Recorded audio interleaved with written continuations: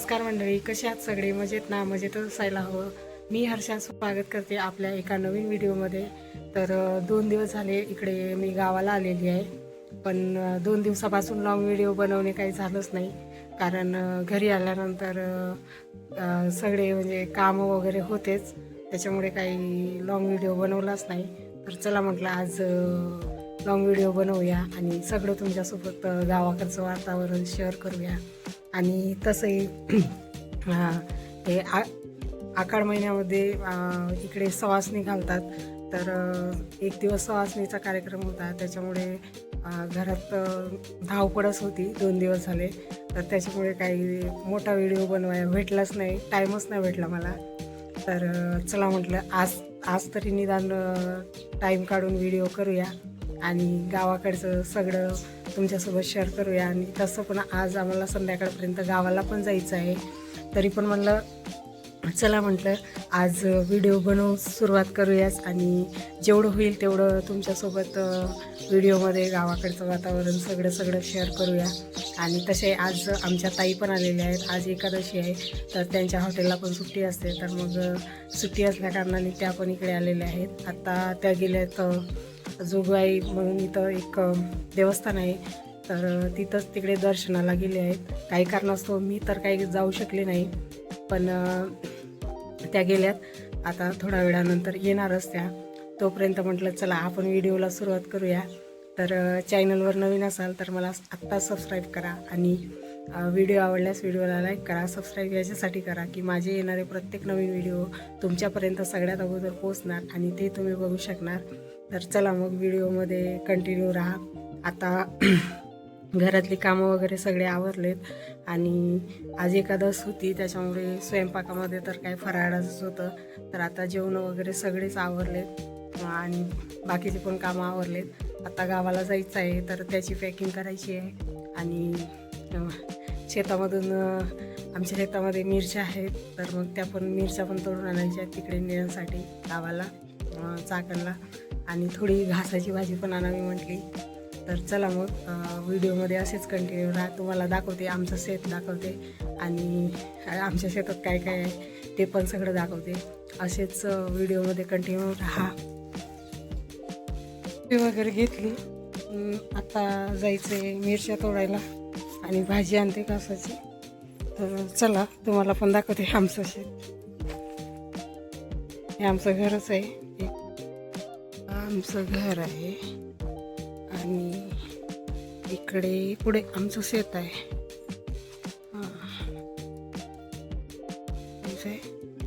त्याचीच खणणी सुरू आहे. वावरात आली, इथं घास आहे आमचं आणि याच्यातच मिरचीचं पण झाड आहे, बघू शकता. मिरचीचं झाड आहे. आता तिथल्या मिरच्या तोडायच्या आहेत. हे बघा, हे आता मी तोडणार आहे मिरच्या. तसं आहे इकडे आणि इकडे पण. तर मला मिरच्या तोडायच्या, भाजी तोडायची. चला घासाची भाजी दाखवते तुम्हाला. त्यांनी खुडायची याची देठ नाही खुडायची जास्त, अशी भाजी खुडायची. याची रेसिपी मी लवकरच तुमच्यासोबत शेअर करेन. तर काही अवघड नाही आहे, मेथीच्या भाजीसारखीच करायची असते ही भाजी. या पद्धतीने अशी तोडायची आणि चवीला पण खूप छान लागते. मेथीच्या भाजीपेक्षा पण खूप छान लागते.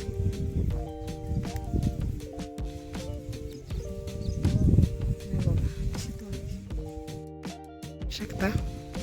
हे आमचं वावर आहे, तिकडे घर आहे. इथून आमचं घर पण दिसते, ते पुढं दिसत आहे तेच आमचं घर आहे. तिकडे पण शेत आहे, इकडे पण शेत आहे आणि घराच्या मागे रस्ता आहे मागच्या साईडला.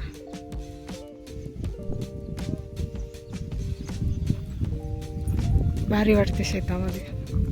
त्या वावरातल्या बांधणी चालू आहे, तिथं ऊस लावायचं आहे. तर तिने हे गवारीचं झाड तोडून इकडे आणून ठेवलं आणि याला काही शेंगा आहेत. आता त्याच मला इकडे काढायच्या आहेत तर चला म्हटलं केक काढून घेते, कारण अजून मम्मी ते श्रेजाचे पप्पा वगैरे यायचे आहेत, देवीला गेलेत. तर मला ह्या शेंगा अशा काढून घेते. आणि ह्या लय ओरिजिनल शेंगा आहेत, म्हणजे ओरिजिनल ज्वारीच्या शेंगा आहेत, गुट्ट्यावाल्या. तर मला चला इकडे काढूनच घेते. आता झाड आणूनच ठेवलं आहे, तसं पण हे फेकण्यातच जाईल. ह्याच्या शेंगा काढून घ्यायच्या, मग फेकायचं.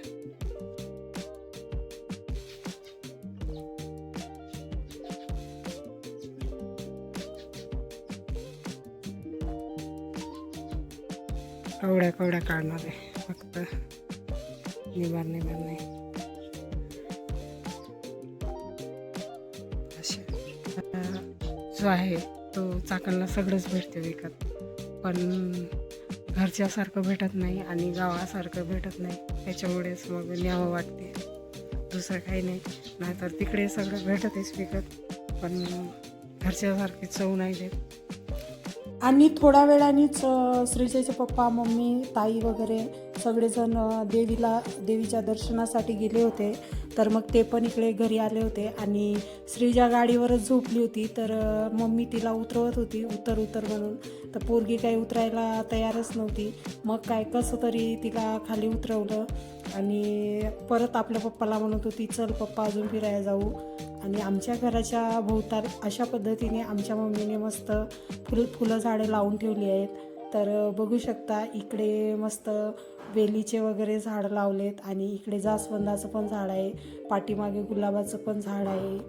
या गुलाबाला तर खूप छान गुलाबाचे फुलं रोज येत असतात. एवढेच भरभरून फुलं रोज आपल्याला आमच्या घरी असं बघायला भेटणार कधी पण. त्यानंतर मम्मी ते मध्ये गेलेत आणि इकडे बघू शकता, इकडे गुलाबाचं झाड लावलेलं आहे दुसरं ऑरेंज कलरचं.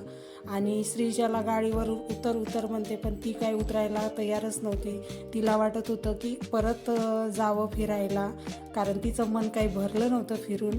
त्याच्यामुळेच ती चिडचिड थोडी करत होती.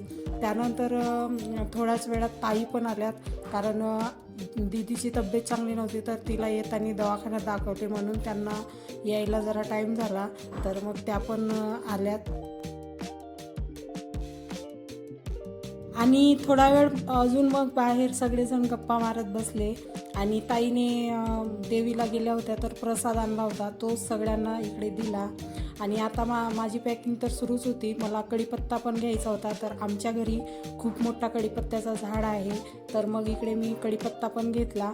आणि हा झाड गावठी असल्यामुळे वास खूप छान आहे कढीपत्त्याला. तर म्हटलं घरूनच न्यावा आहे, तर मग कशाला विकत घ्यायचा. त्यानंतर कढीपत्ता तोडून आली आणि सगळेजण इकडे बाहेरच बसले होते.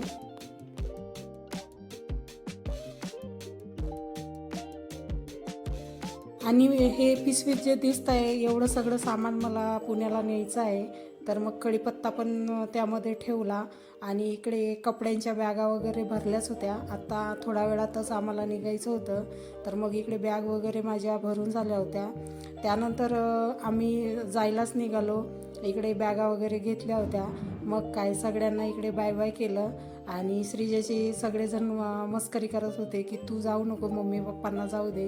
तर श्रीजा म्हणत होती की नाही, आम्ही तिघे पण थांबतो.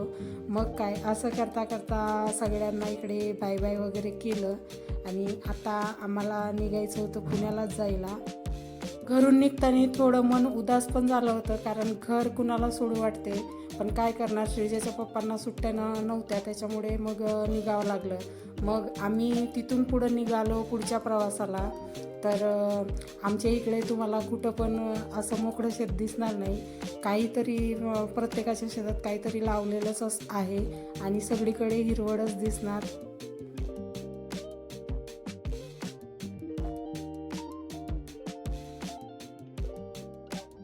मग आलो आम्ही इकडे चन्नापुरी घाटात. तर हे चन्नापुरी घाट बघण्यासारखं आहे. पण आमच्याकडे काही टाईम नव्हता, कारण आम्हाला घरूनच निघायला टाईम झालेला होता. आम्ही घरूनच 6:30 वाजता निघलो आणि आम्हाला जायचं होतं पुण्याला, त्याच्यामुळे आम्ही काही थांबलो नाही. वाटेतच क्लिप घेतल्या. त्यानंतर वाटेत एका ठिकाणी चहा पिण्यासाठी थांबलो होतो आम्ही, कारण आम्हाला दोघांना पण एकादशीचा उपवास होता. त्याच्यामुळेच म्हटलं जरा चहा प्यावं. चहा पिल्यानंतर जरा फ्रेश वाटते. मग काय इकडे चहा वगैरे घेतला आणि चहा पण खूप छान होता.